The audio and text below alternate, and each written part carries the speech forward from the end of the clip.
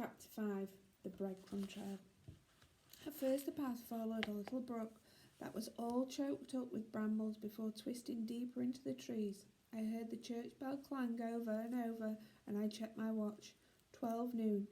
I passed the blackberry patch where we'd stuffed our faces in the late summer, and a spot where Dad and I would lie and watch the clouds make shapes through the trees. But now it was misty and cold and unwelcoming. Damp, rotten leaves made the path slippery, and feathery nettles stung my ankles. What was I looking for? Something that would get Dad off. A gingerbread house? And a witch to put me in the oven? From somewhere behind me, a twig cracked. I spun round, seeing nothing through the thickening mist. I hurried on, stepping over fallen trunks covered in slimy moss. I just had to hope I'd know whatever it was I was looking for when I saw it. Something I missed all the previous times I had been here. On I went, walking slowly to check each side of the path for anything that might be something. I'd been walking a while and I found nothing. I stopped at the big oak tree called the Robin Hood tree. Not my favourite place. I glanced up nervously at the frail piece of rope that used to be a rope swing, remembering the day that I couldn't stand heights since then. It happened when I was about 6. Dad had somehow managed to get the rope looped around a high branch with a thick, short bit of wood as a seat. We came to play here all the time, me, Hannah and Dad. I remembered being on the swing making monkey noises as I swiped from side to side. Hannah was in stitches, then a weird cracking, ripped sound that seemed to go on forever, and then the falling and the landing. With a scream, my right arm twisted under me. Then Dad running, carrying me back to the house with tears streaming down my face. I'd got a broken arm, but it could have been a broken neck, and I've hated heights ever since. I don't think Dad ever forgave himself. The wind got stronger, making the bare branches shiver, and the dark clouds were building up in the sky. I zipped my jacket tighter around my neck and walked on fast. The mist made my face damp, and I shoved my hands into my pockets to keep them warm. Why had Lily Kenley made a trail at all? If Dad knew about it, why had he waited until now to tell me? How could an old trail like this be important anyway? Mum and Hannah could help me understand it, I thought, but Dad had been clear. The more people who know, the more dangerous it is. I felt my palms go all clammy. But Dad must know there was no choice about keeping the trail secret. No matter what, I'd trusted him. I'd always trust my Dad. I trudged forward. I'd be at the road soon, the official ending of the breadcrumb trail. I still hadn't found a thing. The path wound up. The ground went up in a kind of hills smothered in rhododendron bushes, and then there was a big dip on the other side, a sloping basin of mud covered in patches of tangled ferns. Another twig snapped behind me. Birds flashed between the branches overhead like little missiles. A magpie cawed at me, my name, from the tree. It was just my imagination, right? Like the phantom car on our driveway last night, and the figure half glimpsed in the garden. A last muddy climb, and I bit the edge of the road. I looked at my watch and it was 1:30. Panicking, I got my mobile out.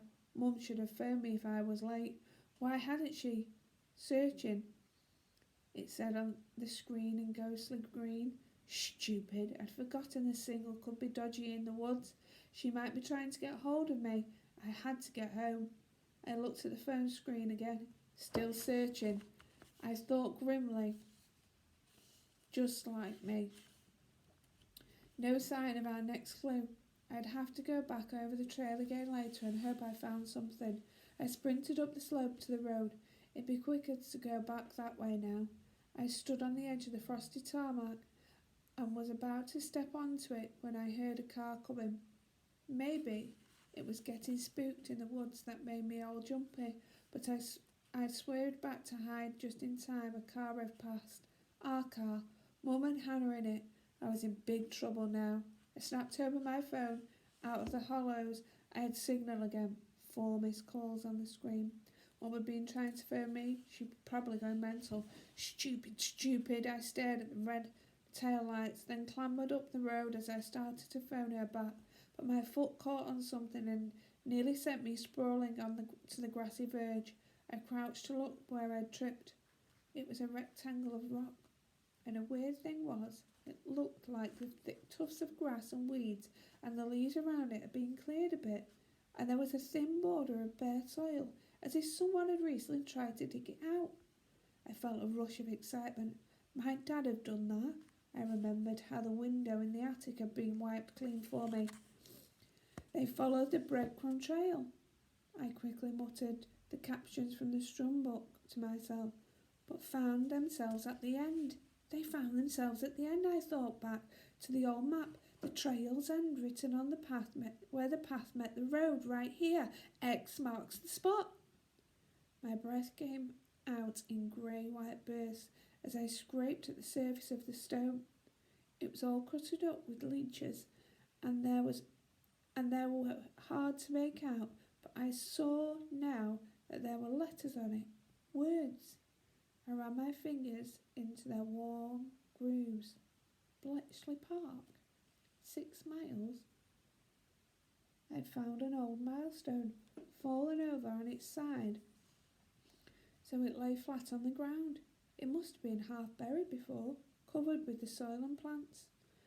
Might Dad have made the stone easy to find? Could it have been his way of helping me follow the trail? A scrape of sunlight lit the milestone. Bletchley Park? Did that mean I should go there next? I'd been there on school trips once with Sasha and Josh. It was where they'd worked out secret messages during Second World War. Bletchley Park, that code-cracking place. I remembered Lily's words from the notebook. If only I could break the code. Was there a link? I scowled the milestone and my eyes caught more lettering. I peered close. Using my fingernails, I picked up the brittle patches. L-I. There were smaller letters, still old-looking, but more messy than the others. I imagined the milestone when it had been standing up straight. These extra letters weren't at the front, but on a hidden place along one edge. Grooves scratched deep like graffiti or something. I heard a bus crunching into gear not far away. I checked my watch, fast thinking. I was too late to call Mum to come back now. The bus would take me into town. I definitely had to be on that one so I could get to the solicitors. I ran my mind back to where Mum had told me. Mr. Edwards, Fitzroy Street. There were at least 50 metres to the stop, and I could hear the bus getting closer, so I bent over the milestone, prizing up clumps of soil to uncover the other letters. Lion Eagle. I ran my finger over the word, breathing fast. If I'd had doubts before, I knew now for sure. Lily's trail was real, important.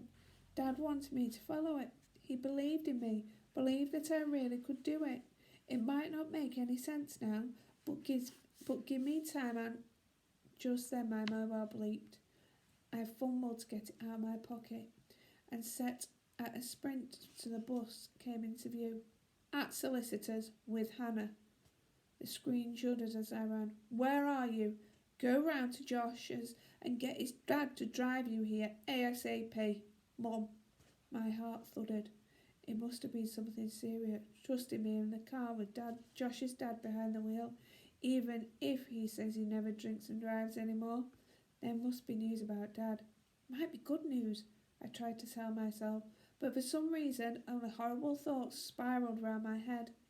A drop of icy rain splashed the display as I shoved the mobile back into my pocket and flung out my arm for the bus.